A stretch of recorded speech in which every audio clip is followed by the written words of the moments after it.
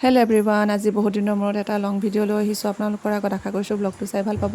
যোৱাকালি যে আমাৰ এইফালে পৰা বৰষুণ, ৰাতিপুৱা শুই উঠিলোঁ আৰু ৰাতিপুৱা শুই উঠি কিনে ল'ৰাক টিফিন দি ৰেডি কৰি দিছোঁ স্কুল যাবলৈ। তাক স্কুল পঠিয়াই কিনে মই চানা কেইটামান বনাওঁ বুলি আহিলোঁ। চানাকেইটা পাতি দিলোঁ ধুনীয়াকৈ আৰু নিজৰ কাৰণে লৈ লৈছোঁ গৰম পানী খাবলৈ। গৰম পানী খাই কিনে আহিলোঁ ৰুটি বনাবলৈ, যিহেতু ৰাতিপুৱা ৰুটিয়ে খোৱা হয়, মোৰ ব্লগ চোৱাসকলে জানেই।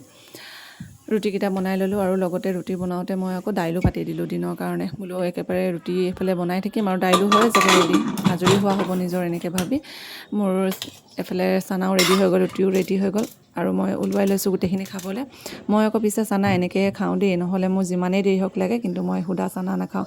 মোক পিঁয়াজ আৰু টমেটো কেচাপ লাগিব চানাৰ লগত। লগতে মই গাখীৰ চাহ আৰু দৈ বনাই লৈছোঁ খাবলৈ।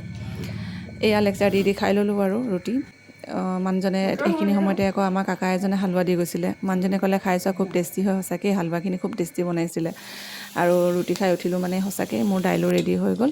এইফালে দাইলখিনি মই তড়কা লগাই ল'লোঁ পিঁয়াজ আৰু জলকীয়া দি কেনে, আৰু লগতে মই কাঁহী বাতিখিনি ওলাইছিলে যে চাহ খোৱা, সেইখিনি বোলো ধুই একেবাৰে আজৰি হৈ লওঁ। লগৰ কাম লগতে কৰিলে মানে ভাল লাগে, তেতিয়া নিজৰো ভাল আৰু কামখিনি সোনকালে শেষ হয়। আৰু কাঁহী বাতিখিনি ধুই কেনে মই বেচিনটো ধুই ল'লোঁ, চফা কৰি ল'লোঁ। লগতে বিচনাখনো আছিলে পাৰিবলৈ, বিচনাখনো পাৰি ল'লোঁ। বিচনাখন পাৰি উঠি কেনে কাপোৰ কেইটামান আছিলে সেয়েও জাপি ল'লোঁ। আৰু বিচনাখনত খুব বেছি ধূলি পৰি থাকে যে, তাকে বোলো অকণমান মোহাৰি মেলি লওঁ। এই ধূলিবিলাক পৰি থাকিলে মানে ভাল নালাগে। আৰু লগতে ৰুমটো অকণমান ইফালে সিফালে কৰি ল'লোঁ, মানে কি চফা কৰি ল'লোঁ আৰু ধূলিবিলাক পৰি থাকে কাৰণে।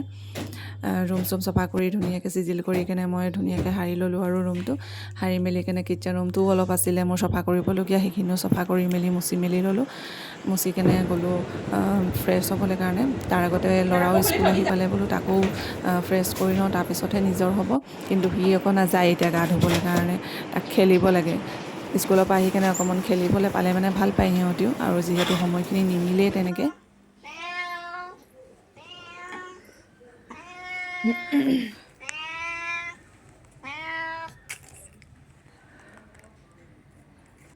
এইজনী আকৌ আমাৰ বিস্কুট খোৱা মেকুৰীজনী, মোক দেখিবহে লাগে খালি চিঞৰা চুৰু। প্ৰায় গধূলিয়ে হৈ আহিলে এইখিনি সময়ত। বেটাক ভাত খুৱাই কেনে শুৱাই দিলোঁ। তাক শুই থকা সময়ত মই যিমানখিনি মোৰ মোবাইলৰ মানে কাম থাকে, মানে কি কমেণ্টৰ ৰিপ্লাই কৰা, সেইখিনি গোটেইখিনি কৰি লওঁ যিমানখিনি পাৰোঁ। আৰু এইকেইদিনতো মোৰ বহুত বেছি প্ৰব্লেম হৈ আছে কমেণ্ট লৈ কেনে, কৰিও লাভ নাই বাৰু। এতিয়া সিও গধূলি হৈ গ'ল, শুই উঠিলে, শুই উঠি তাক অকণমান মৰম কৰি ল'লোঁ। মৰম কৰি কেনে তাক পানী অকণমান খুৱাই ল'লোঁ, গৰম পানী। তাক গৰম পানীখিনি দি কেনে মই গ'লোঁ আকৌ চাহ খাবলৈ বনাবলৈ কাৰণে, যিহেতু গধূলি হৈ আহিলে। এইফালে কেমেৰা ধৰোঁতে ধৰোঁতে একদম চাহৰ ঘটিয়ে উঠি গ'ল, কি ক'ব আৰু। চাহ খাই আজৰি হ'লোঁ। হৈ কেনে আকৌ মই এতিয়া ৰাতি ভাতৰ যোগাৰ কৰোঁ। মোৰ ওচৰত যোনখিনি মিছালি চব্জি আছিলে সেইখিনিয়ে বোলো ভাজি এখন বনাই দিওঁ। মিছালি চব্জিখিনি আকৌ বনাই কেনে কাটাৰ সময়ত খুব ভাল লাগে, চাবচোন কালাৰবিলাক যে ইমান ধুনীয়া ধুনীয়া, হোৱাইট, অৰেঞ্জ, গ্ৰীণ, খুব ধুনীয়া লাগে। এইফালে ভাজি আৰু ভাত কাটি দিলোঁ, আৰু লগতে কাঁহী বাতি কেইটামান আছিলে ধুই ল'লোঁ। ধুই মেলি আৰু একেবাৰে পাপৰ ভাজিলোঁ। ৰাতি তেনেকৈ ভাতকেইটা খাই দিলোঁ আৰু। বাকী ব্লগটো চাই আপোনালোকে কেনে পালে মোক জনাব কমেণ্টত। আৰু কালিৰ দিনটো এনেকৈ পাৰ কৰিলোঁ।